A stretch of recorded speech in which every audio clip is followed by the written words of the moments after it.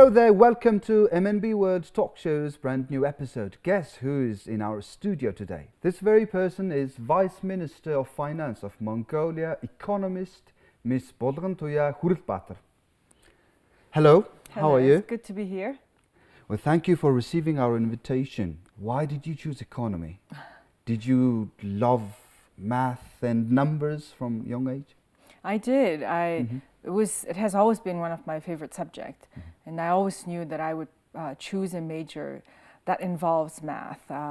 As much as I love reading, probably what ignites me, what interests me is really numbers, and numbers don't lie. Okay, yes. And especially when you're studying abroad, no matter how good your language is, and because I did my bachelor's in China, reading subjects can be quite cumbersome, but especially I did very, very well when it's like math, classes. Whether I was studying in China or in the States, I would usually perform well in math-related subjects. So I always knew I wanted to be an economist. My mom is an economist, so I think that also influenced as well. Initially, I wanted to be an IT like programmist, or I wanted to work in NASA. NASA? Yes, I wanted to be one of those crazy programmers who work in NASA, and I actually did love programming. But my parents were like, "Well, you're a woman, it's probably the stereotype." Yeah, thing. exactly. More suitable major work is probably as an economist for a woman. When you were very young, you've moved from Mongolia to Australia and settled there with your family. So can you share some experience of those moments of that time, moving and shifting the environment? We were one of the first families to live in Australia. So this is back in 1993, 1994. I was about 13 then. And this is pretty much right after food coupon and food rationing time. So you can imagine the cultural shock that I must have faced. I mean, we would go to supermarkets and there's literally nothing but salt, right? And you go to Australia. Now we're talking about Mongolia, yes. Mongolia, right? And then you go to Australia and people are shopping with shopping carts. And I hadn't even seen a shopping cart before. And just the fact that you can go to a supermarket, you can buy anything you want was pretty amazing to me. And of course, also at that time, we didn't have much money. Like all Mongolians didn't have much money. And especially when you're a teenager, and then especially when you're young, you would watch an ad on TV of some food or something, and you're like, I want to buy it, Mom. I want to buy it tomorrow.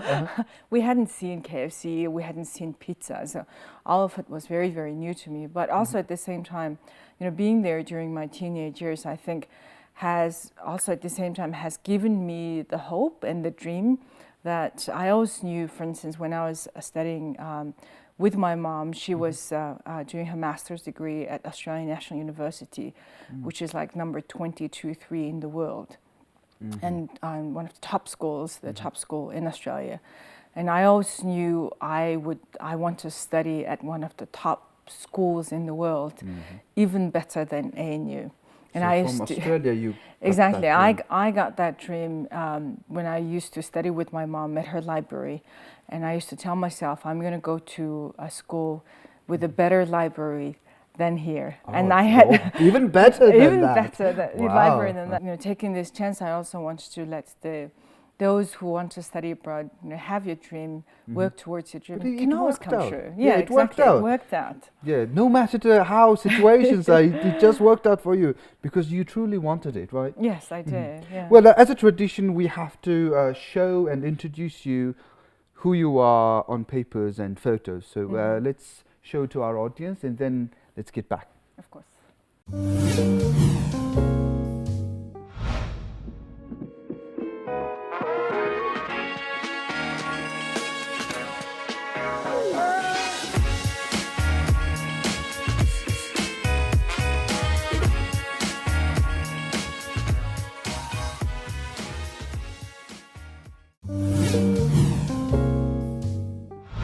Very rich resume. There's lots of variety, cultural and academic variety. But today you are doing Vice Minister of Finance. How do you see the forecast of Mongolian economy in the close future as an economist? Of course, from year 20 to 24, I think is going to be quite tough times. You know, we do have tough times. We have a number of maturing bonds from 2021 to 24. The government has about $2.9 billion of maturing bonds that are coming up, which means in the last few years, one of the reasons that we had the IMF program is we wanted to improve our fiscal prudence, our governance, and also at the same time improve our credit rating that would allow us from 21 to 24 be able to refinance and also at the same time to put in place the structural reforms, that's laws and practices that will, number one, enable the economy to grow. Number two, when the money comes in, that the government will not lavishly spend it. And I think in the last few years actually did a pretty good job. If you can recall, especially in 2016 was pretty much the lowest point in the last few years. The third quarter, for instance, the economy even slumped down to minus 1.1%. So the economy, rather than actually, we've seen growth, we have seen depreciation. Right? So from that time, we have seen a huge improvement. And in the next few years, we do see, however, the economy growing at a steady pace of about 6%. 6%. And this is in line with the fact that we will have good governance, you know, fiscal prudence, and the monetary policies right in place here. But also at the same time, we do have to, in the long term, I have very optimistic about Mongolia's economic prospects. Mongolia has a very young population. Well, these macroeconomic issues, the economic issues, they depend on politics as well. Of course. Yes, we agree on that. So you got into politics. Why politics? I actually never expected to be like an upfront politician. You were a scientist. Yes, exactly. And I like my paperwork. I like working with numbers. And that's probably where I'm most comfortable with. But you can't hide in your comfort zone and then expect that everything will be great. And you know, you will live in the country that you actually want to. I got involved in the youth union of Mongolian People's Party, and simply because I said I speak several languages and I'm good with papers, you know, use me so that I can help you out with your foreign relations, with capacity training of youth. So this was for me a way to give back to the country and especially give back to the youth of Mongolia. You wanted to contribute. I wanted to contribute, but I never expected myself to be in front of people, you know, upfront politician on television, and I just wanted to sit back and help out. I want to ask about that from the switching moment, like from scientist, you know, scientific mind to a politician mind. Like, when did it happen?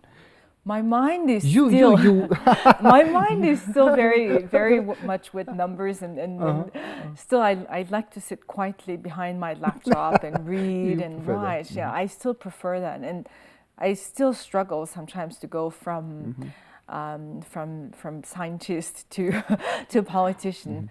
But for me, I guess the biggest switching.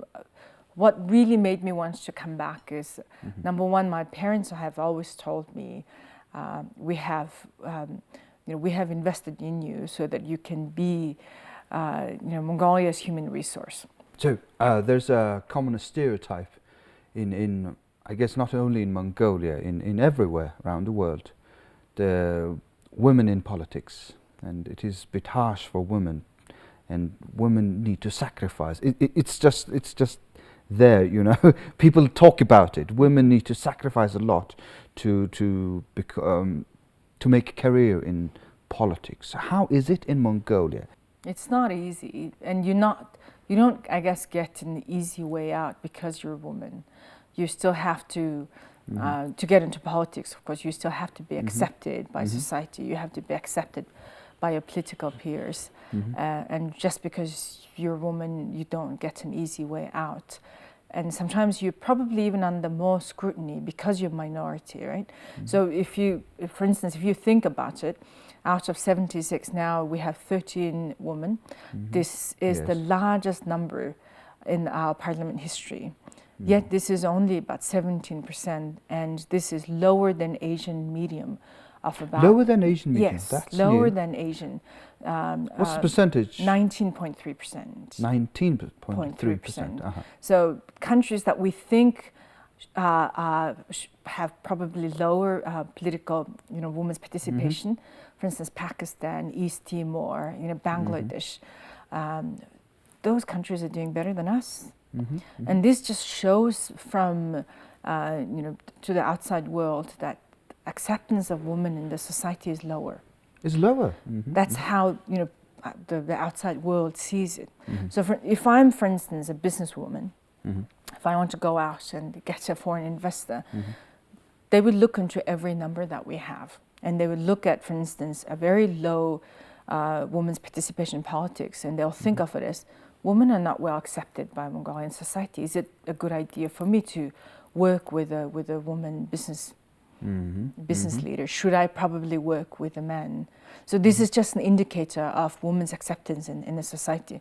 Also, at the same time, we have to take into consideration that we want to give equal opportunity for both our boys and our girls, right? And Obama, the former president, has said, I have 2 daughters. I want to let them know that if they want to, they can become the president of the country. So exactly the same thing I want to tell my daughter. You can be the president, you can be the prime minister, you can be an astronaut if you want to. Enough with the politics and the government stuff. Let's talk about you a little bit more. So you have told us, you personally told us, that you could easily run 6 kilometers. And I guess that's the result of practice, training in triathlon. So is it your lifelong hobby? Are you practicing it? I still do. Why triathlon? You still do? I still do. I'm the kind of person who likes to challenge myself, whether in sports or or at life. And triathlon is one of the most difficult sports, right? You have to train yourself in three different sports all at the same time. Running and cycling and swimming. For me, sports has always been a hobby of mine, and also at the same time, especially when you're studying abroad, away from your family, it has always been my way of stress relief. Stress relief. So often, for instance, some of the biggest schools in the world, they usually have gyms that are so big and swimming pools, and you will see students in the morning going jogging at 6 o'clock, and this is probably one way to combat stress, and that has also been the case for me as well. When I was in high school, for instance, in Australia, I often did well in long distance running. But in the short distance, I would struggle because the girls, Caucasian girls are like 180. Oh, they have longer legs. Exactly. Yes, so they have longer legs, and they will take like several steps in there, right? And like physically, it's very hard to compete. Physically, it's really hard to compete, and I'm a small Asian girl, so it's difficult for me. You're like a Mongolian horse. Exactly. But in the long distance, it's really about how much stamina you have. Stamina, it's all about stamina. It's about stamina in the long distance. So in the long distance, I would often be in the top 5. So I tell myself, I'm like the Mongolian horse. Yes. I mean, they have small but reliant with stamina. Yes, reliant with the stamina in the longer distance. Well, let's talk about your family. You're a mother of 3. Yes. So how are you making time for your children? It's not easy to manage all these. So that's why I've actually picked up sports with my kids, because you have to make time, but also at the same time, I don't want to just make time and and talk about, this and that. I want to have like a hobby that we can do together that kind of connects us, because it's really difficult, to talk with your child about, for instance, my work. They're not really interested. They think my daughter, for instance, now she's 13, so she has become very opinionated. Okay. Yeah, so she thinks politics is nonsense. Okay. So that's interesting. However, she does ask a lot of questions, and I often try to explain as much as possible to ignite her interest to certain social and economic issues. But also at the same time, if we have a hobby in the middle, that will connect us more. So for instance, we both like baking. Oh, okay. So I learned to bake in China because we all like bread, and cakes are really not good in China, right? So I bought myself a cooking book from US when I was studying in China, and I learned to bake. So we have a hobby of baking, and she and we also both like triathlon. So she even has a silver medal. Oh, wow. From the national your daughter championship. is training in triathlon. Yes. So you guys are going together. Yeah. So we have we train together. She's much better than me. She started later than me, but kids pick up so easily, right? And my middle son is now also training as well. And this is for me. It's also a way to connect with my children. How old is he? He's now 7. 7, and he's going to triathlon. Yes. Wow, you guys are.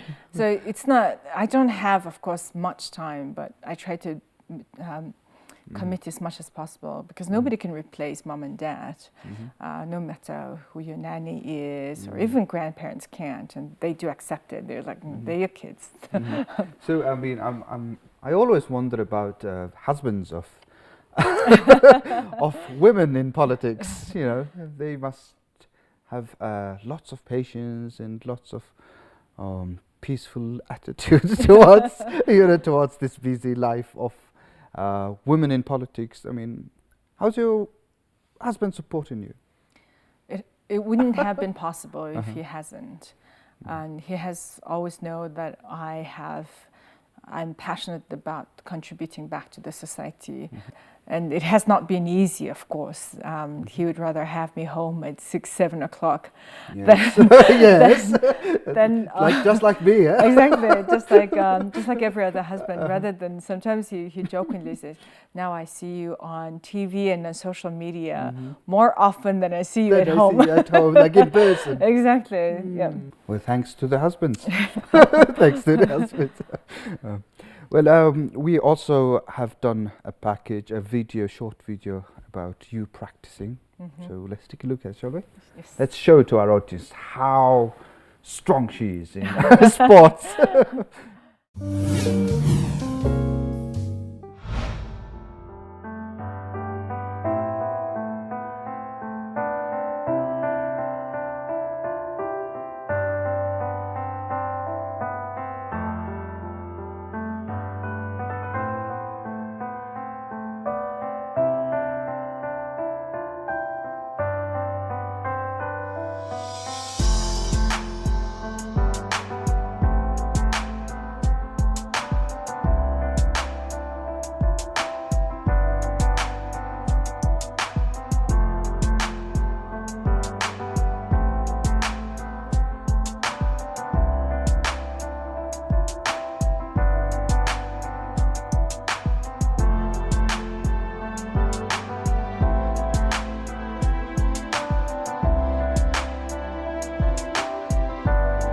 I learned to swim when I was about 13, when I went to high school in Australia. And I think, especially in Australia, not knowing how to swim when you are at that age is probably strange. Like in Canada, everybody learns how to ski when they're like 2 or 3. And my friends taught me how to swim. I was never a good swimmer. I still don't think I am. But I think it's probably one of the most relaxing sports, especially if you have a very sedentary job that requires you to sit all day.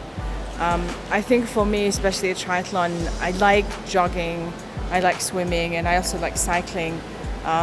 Cycling has been a hobby of mine for a long time. I used to ride road bikes, mountain bikes. So somehow the sport combines all 3 of them. And I think it's interesting. I think it pushes you to the limits. It challenges you how far you can go. It's also, not only is it physically challenging, it's also very mentally challenging, especially when you're training that hard, or especially when you're competing. There's always a voice inside of your mind that says, why are you doing this? You know, why are you trying to kill me? Why are you pushing me so hard? But also at the same time, especially after you finish, it's so very rewarding. You feel like you have accomplished so much. Especially for me, this is a hobby for me to unite with my kids, to have something in common instead of just going, me cooking for them or watching a movie together. It's a good hobby to nurture for your kids, I believe. My long-term, I guess, very, very long-term big ambition of mine is, if possible, to be able to compete in a semi-Ironman challenge. It's very, very difficult. Like Ironman challenges, you have to, cycle over 40 kilometers. You have to run over 10 kilometers. You have to swim for several kilometers also. So it's very, very challenging. But if I can somehow accomplish that in my lifetime, it's a very big ambition of mine.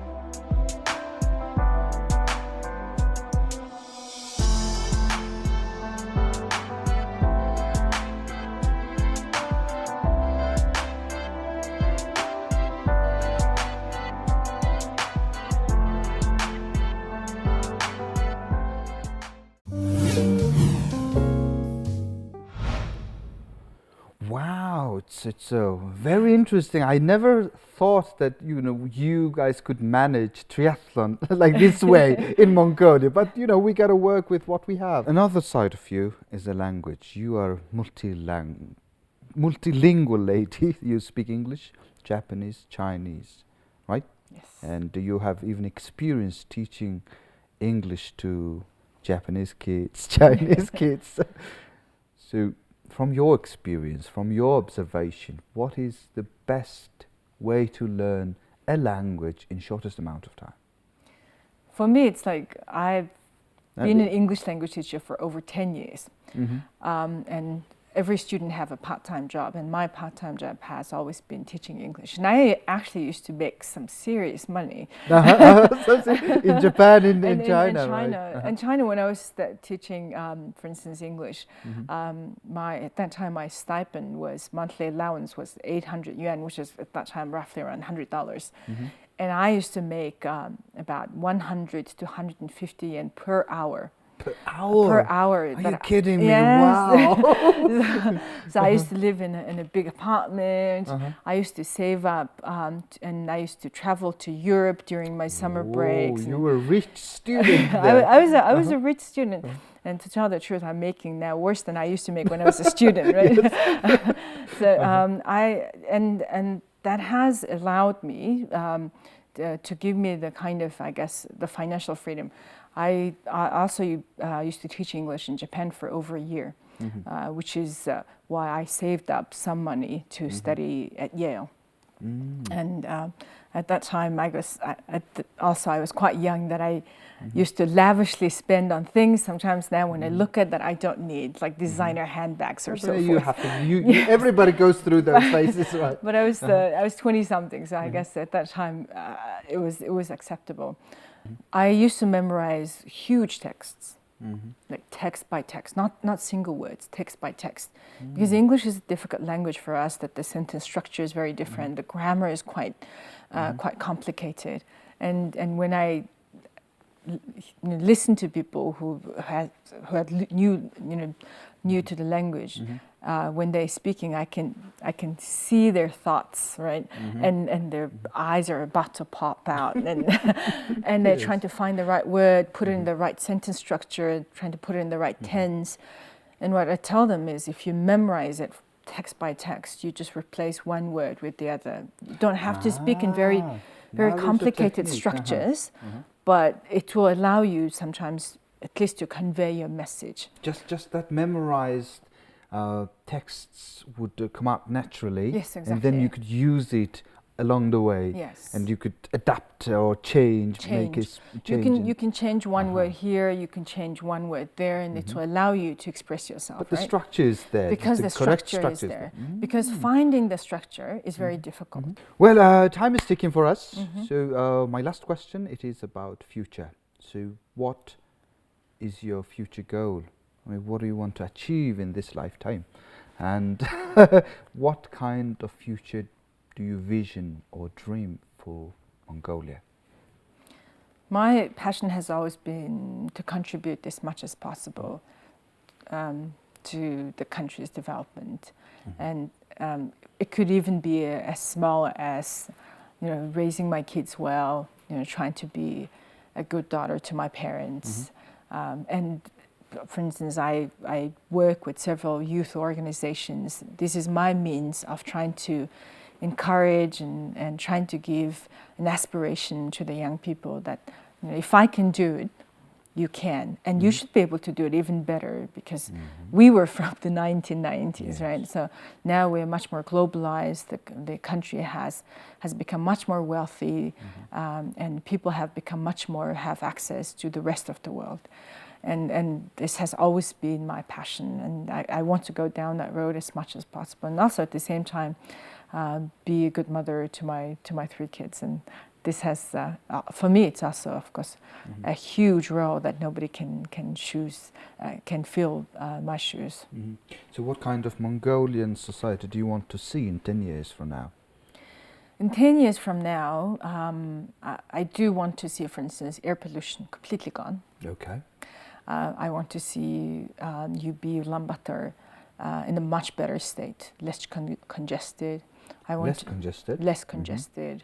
I do want to see better employment opportunities for the young people. And people are much more willing to come back and live in their country rather than try to find any opportunities abroad. There are some alarming numbers that the young people, like 70%, would rather go abroad than actually live in their country. And unfortunately, this is for us the biggest fear. Oh, yes. The biggest fear.